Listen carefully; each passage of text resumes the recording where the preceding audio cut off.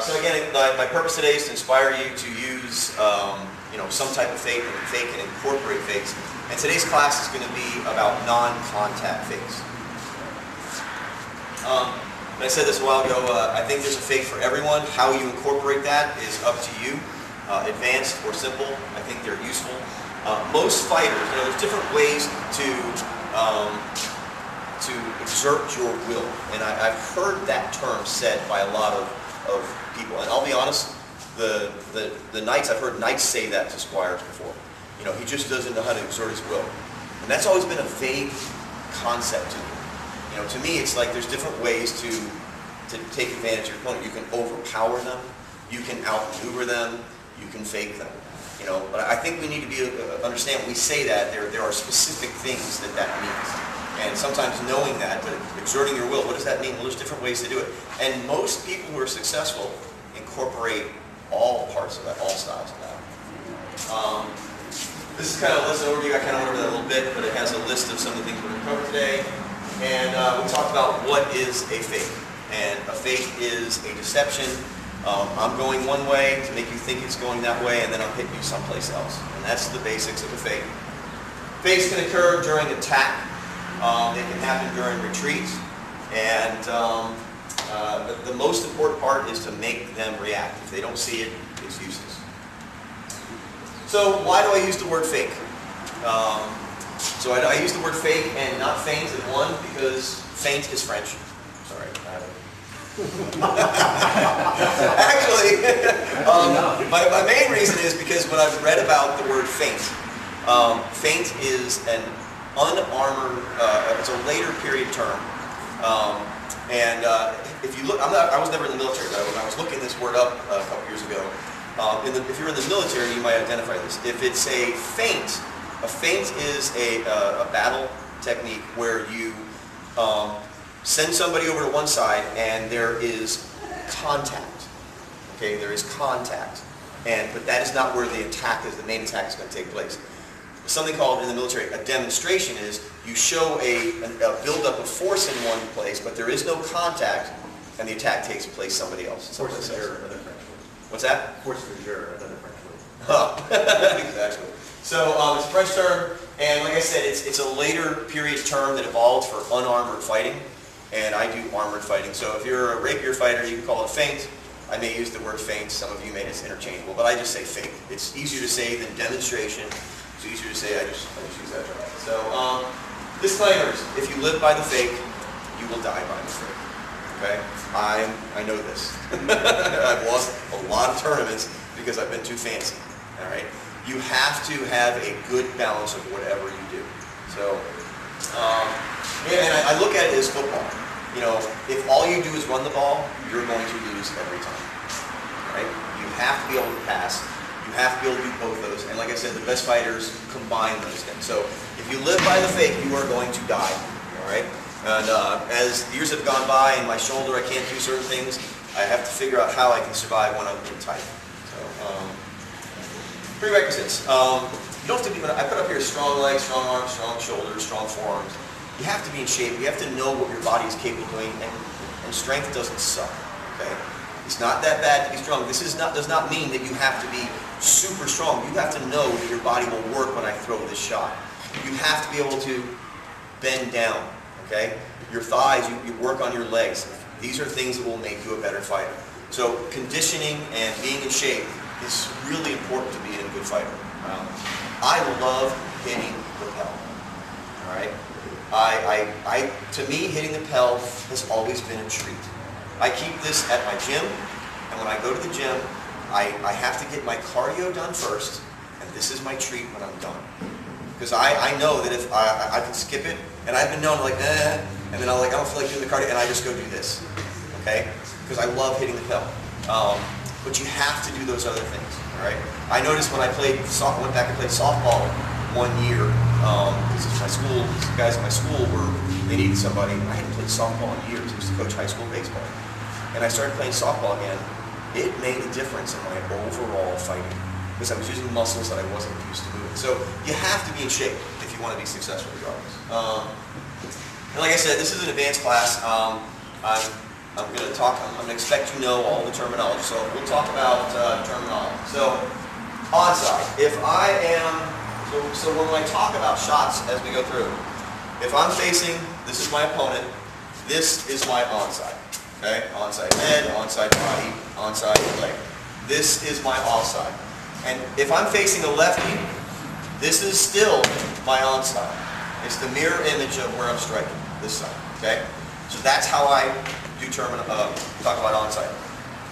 I'm not going to discuss with any of you today. If you really want to bring it up, I'll entertain it maybe for a second or so, like I mean it. I have changed my terminology as I've gone through my 27 years of fighting. After this is over, if you can convince me that I should call it something else to improve communication within the SCA, I'm willing to listen. But for today, I'm just going to tell you what we're going to use because that will expedite things. A shot where the sword is traveling along a single plane, and there's not much going on with your wrist. That's a cut. When I do this, that's an offside cut. All right? I'm basically just cutting. And you can cut to the head, to the leg, wherever it is. That's a cut. Flat snaps or torques involve your wrist and your elbow. So basically, if I'm throwing a flat snap, notice the initiation of my shot started here, and as opposed to a cut, where it's all on the same plane. Okay? And a torque is my sword's plane is changing from initiation to contact and strike. All right? So that's what and you can do it from here, offside. I just call them torques or snaps. That's the terminology I use for that. Molinet. Molinet is actually also a much later period term. It's derived from the French, again French, windmill, and it's this motion. This is what a molinet is. We have bastardized it within our heavy community, and when we see people do this, that is your molinet. The full molinet, right? So basically, but if I'm in guard here, that's the same concept. All right, so that's the same concept. Whether I do that or if I'm in an A-frame or whatever, just doing that, that is still what I consider a molinet. Because you're changing, and how much you break your wrist can change where it's landing, etc. Retique is the back edge of the sword. Offside retique is the back of the sword. Onside retique, I don't even practice anymore just because it just doesn't work for me. But some people are very successful with the onside retique. Basically the back of the sword. Unless you practice it, you're going to have trouble and you're probably going to hit it flat. It takes a lot of practice. And I can get the same results with a molinet. There's always a place and time for a shot, no matter what it is. To me, the onside retique is more of an inside shot, but I've seen people like Ari throw it as an opening shot from the range. So, I don't know how he does it, but he does. And then I give a wrap is kind of like the back, you're hitting with the false edge, and there's snap wrap where you're not really taking a step, and then there's a step wrap, so you're hitting the back side of the opponent.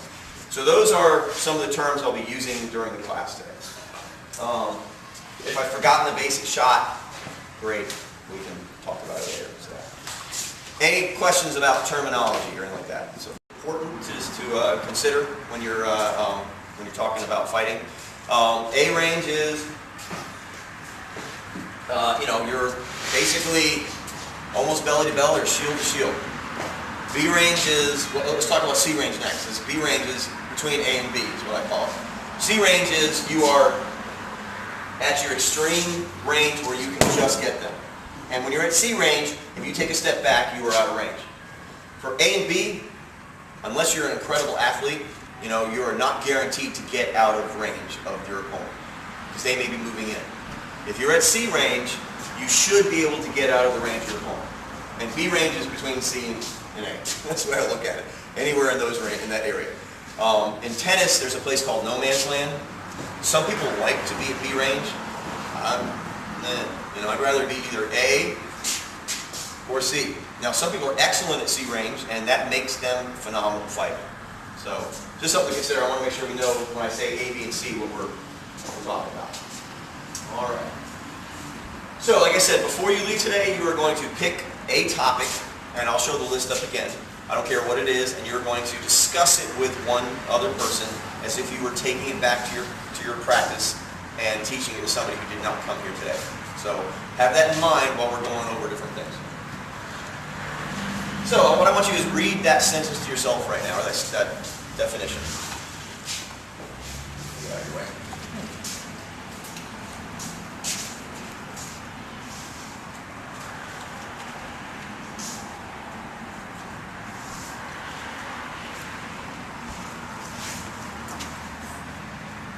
All right, so what if I asked you, based on that definition, what would be the difference between natural tendencies and individual tendencies?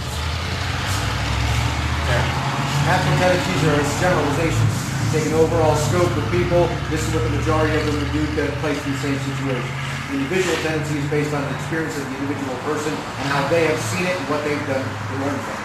Right, and so, perfect example, one time I was fighting Luke Camp. First time I ever fought him, and I fought other fighters. And his offside body, if you've ever seen it, is phenomenal. Okay, I didn't know people could do that.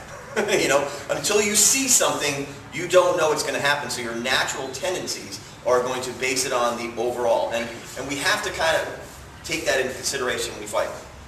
And if you're fighting with fakes, that is something that you're taking advantage of. So let's see if somebody can grab a sword and a shield and come up. I need a. Okay, so cheers, right? So let me ask you a question. Somebody give me an example of a natural tendency when you're fighting. Block your head. Block your head when somebody throws perfect right there. So that is a natural tendency. I definitely have that tendency. Exactly. So the idea is if I throw a shot here, the person's going to blow. That's a natural tendency. All right. The idea of a fake is you're throwing it here so they'll raise their shield. Now there are good ways to respond to that, and there are bad ways. A natural tendency, the best fighters know that's not the best way to do that. Okay?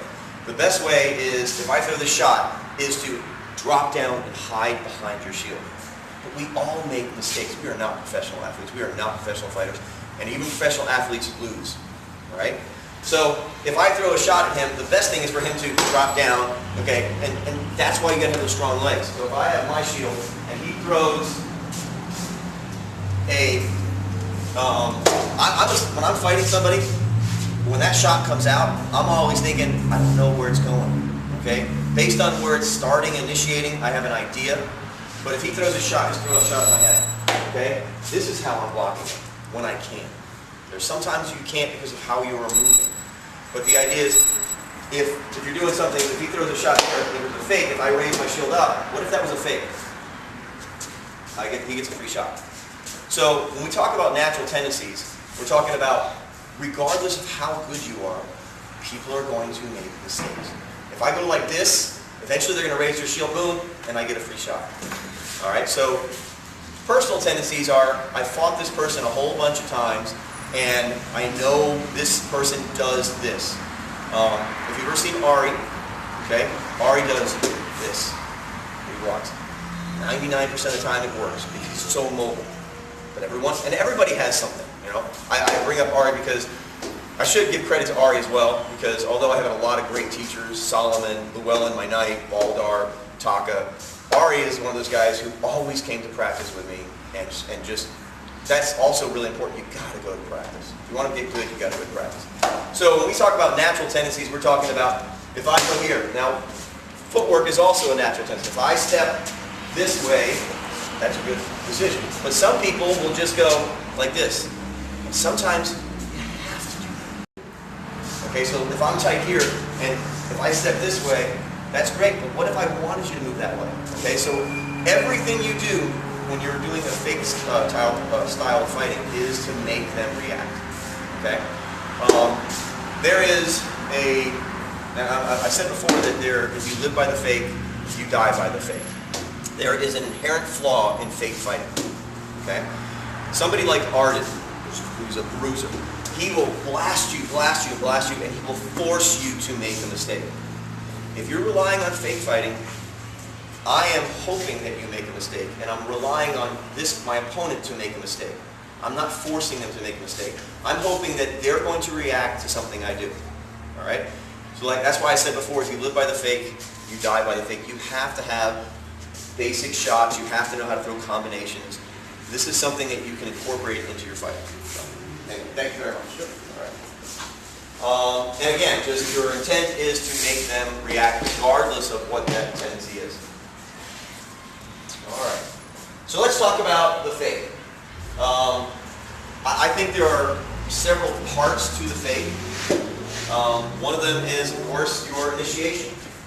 When you start your fake, it has to be something that looks scary. If your basic shots that you throw are not that well developed, you know, and you go, I'm not really worried about it, all right? Your stance determines whether a fake will work. And we'll talk about stance later. But if I'm doing a hanging guard, okay, I'm not really worried about a shot to my offside body, because if the person has a hanging guard, they're not going to be able to get the power, all right? So if they're doing a hanging guard or something like this, that's not going to work, all right? So you don't have to worry about that. So stance is also involved in, if a person goes like this, I'm probably just going to be like, whatever, that's not their shot, okay? And that comes with experience, knowing what is a real shot and what could be deadly. Only experience can do that, so you have to go out to practice. So the initiation of the deception, the person has to tell you, or has to send a message that this is deadly, all right? The next part is your opponent has to recognize it, all right? I have a friend who has vision problems. I struggle fighting with him because I try to do all my fakes, which I love doing, and I love doing fakes. To me, it makes me happy, all right? And I've had some success. I can try to turn off my happy, fun time of fighting and what makes me happy when I'm fighting to try and win. But doing fakes makes me happy. It's the stuff that I do on the pellets. And when we fight, it's fantasy, okay? I'm going to do this, and they're going to do that, and I'm going to get them there. It's fantasy, all right? It's all fantasy until you start fighting, and then you're like, it's percentages as well. If I do this enough times, can I set them up for it, all right? So they have to recognize what you're doing and how much experience they have. And we'll recap this, but they have to see what you're doing. A shot over here, if they don't react, well, guess what? Then I shouldn't go with my next move, you know, because I might be giving them the tell. And then, this is something we'll talk about later, is the transition and delivery to the intended strike. If I do a move over here and they bite it, can I get to where I want to be fast enough? And there's different things you can do, like sword positioning, hand positioning, that can get you to get those shots to work. And we're going to talk about some of those today. And if you're missing any one of these parts, it's not going to work. Okay, I think that's important to note, because if they don't see your initial shot, well, then the rest of it is just luck if you get it in there, you know. And yeah, I'd rather be lucky than good any day of the week. But when you're fighting good fighters, I'd rather be good. So something to consider. Types of fakes. And we're going to do a breakout session pretty soon, but I want to talk about types of fakes. I have hard fakes, and hard fakes are where there's a stopping point before you throw the actual shot. So example of that would be your pump fakes, okay? And then we have your smooth fakes. And almost all of my smooth fakes, and most people do smooth fakes, are types of Molinets.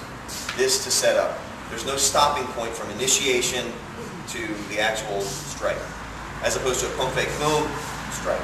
Okay, so it's a way to classify them if you haven't thought about that. Body fakes. You don't always have to move your arm. Your arm can stay where it was. When I was talking about the transition from initiation to getting to that transition from your person recognizing it to getting the shot to land, body fakes are really important. And then combinations of these is how to make them even more successful. And I keep on putting that up there is because you have to have a fake that works well enough, or that when you initiate it, it could be a real shot they're scared of. There's ways to make a fake shot look like a real shot too. We're not professional fighters, right? We'll talk about those. So basic fakes. We have pump fakes. Pump low, go high. Pump high, go low. Those are your basic pump fakes. And you go offside body or offside or onside in regards to that. Thrust fakes, most people have seen this fake. You thrust to their face. This is a deadly shot. People are scared. People will be worried when you thrust to their face. They have to block it. It's also a small movement. This is a huge movement when you see that. All right? If I'm standing in my guard and I go, there's not as much movement going on. So some people don't pick up on it. And when they do pick up on it, it's a fraction of a second later than this big motion. So and that's why thrusts, people that fight with a Gunar's axe is so deadly because it doesn't change size that much. So it's something to consider when you talk about fakes. I call an abbreviated wrap is when and that's just the terminology I use. You know, you wrap, snap wrap, whatever. When I say abbreviated, I mean I'm not actually striking. I'm turning it in to make it look like it so they'll react and then thrust. All right? So that's what I mean by an abbreviated wrap thrust. I'm not actually trying to make contact. You can make contact, especially against a lefty. That's a great shot. You know, got a lefty shield stand there, contact, and follow it in. It works pretty well. All right. Okay. So hand fakes by themselves, depending on the range, aren't as useful. When you're in tight, and we'll talk about this again. We'll give you a chance to try it out. When you're in tight, you know, hand fakes work great. Boom, arm pump fakes. But when you're farther away, you know, most people who are experienced fighters, they'll know what you're doing with your pump fakes. It has to be a little bit more. Your cell has to be bigger. They have to be convinced a little bit more. All right, so let's talk about body fakes. And we're going to get ready to do a drill in a little bit. But I need another person. Would you come over here? So,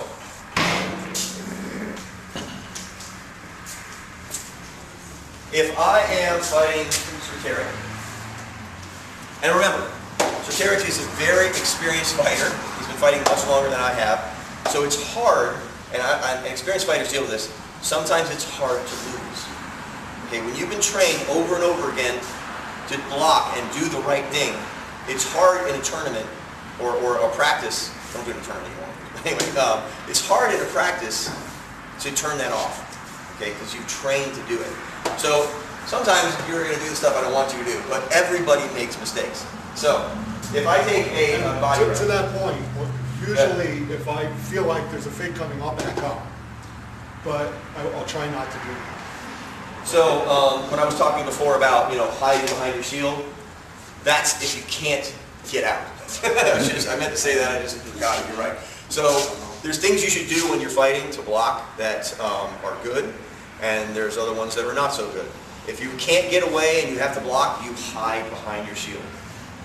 If you can avoid that, you just get out, right? Okay. So let's talk a little bit about body rise. So, and this is important. I've seen some fighters who have their stance too deep. Okay, their stance is too deep. And I stand a little bit taller. I'm older, okay, but even when I was younger, I didn't stand too deep. And here's the reason why. You can only drop at 9.8 meters per second squared. Okay, you have gravity. That's as fast. You can raise up much faster. Okay, but the size of the Earth ain't changing enough to drop down any faster than the force of gravity. So if you're all the way down here, you're dropping at the same speed, but what happens is your body, your knees, you're starting to bind them on yourself. You can't drop anything. It starts to slow you down a little bit. So there's no point in standing. I've seen some players, do this. Okay, I don't advise that. Okay, but you do want to have some, basic bend to your legs. So if I'm here and I go up, okay, natural tendency is he's going to move. All right. If I go down, all right. If I'm already down, it's not going to make that much of a difference. All right. So body rise and body drop, those are things that you can do, but I'm not moving my sword necessarily. Okay. So here, I can still throw it there. Okay. If I drop, my sword is here, or if I'm doing a body rise, if I'm in this position, I rise up, my sword stay where it was, I might be able to go underneath. Okay. So using the body without moving your sword is great. Okay. So the next thing is incorporating them together. All right. So if I go like this, he does that. All right. If I'm standing guard and I go up like this, he basically he sees what I'm doing, he responds. But what if I go like this? Okay? Okay, I'm not saying that's going to open up the shot, but from that position, if I'm here and I go, okay, I'm pretty sure I can crank that in there. Okay?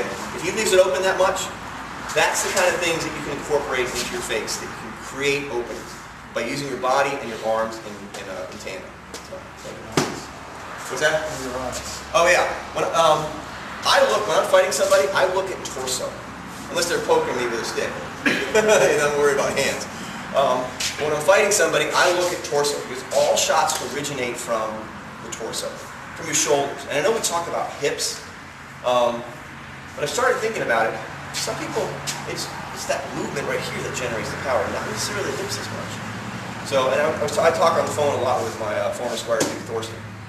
And he's big and strong, and he does the same thing. It's all torso and shoulder movements that create that power a lot of times. Yes, it's all connected, but you can get away with just torso and hips, and those small, fast movements. And if you went to a different Duke U, there was one man by the name of Duke Branos, who spoke about tension. All this stuff I'm talking about are points of tension. So I just look at it and define it in my own way. So, this drill that we're going to do, we're going to step outside a little bit. I want to give you a little example of what we're going to do. I did this class at Gulf Force one year, and there was only about 8 people that showed up. And the advanced fighters kind of convinced the new fighters, no, we don't need to do that. And later on, I realized that was a big mistake. So we're going to do this drill, okay? This drill, this move that we're going to do is based on a shot that my knight taught me called the wavy rising, all right? This is not the wavy rising, but what every type of fake that I do is based on something I took out of the wavy rising. So to demonstrate to you this, and then we're going to pair up, we're going to go outside, and we're going to practice it, okay? It's called the body rise leg shot. And when we fight, it's important to know what we're doing so that we can recreate it. Because if we don't know how we did something, we're not going to be as successful later. So knowing what you're doing is super important. And that's why I think it's really good for us to talk about fighting, which we're doing now. So, Terry, come on back. Okay. And actually, I'm going to switch sides with you, so you're over here. Okay? So the body rise leg shot works like this, all right? I actually do a body and a leg pump down, okay? I want him to react like that, and then I stand up right there, okay? I'm not throwing. My deception is I got him to bite, okay? If you ever watch football, okay, and you watch cornerbacks, okay, pretend you're going to be a cornerback and I am a receiver, okay? Are you okay moving right now? Yeah. Okay, let's step over the center. Okay, and I'm going to move, and I want you to cover me, ready? Okay, I'm gone, all right? Because I know where I'm going, all right? And in football, why a receiver? How can receivers be so successful?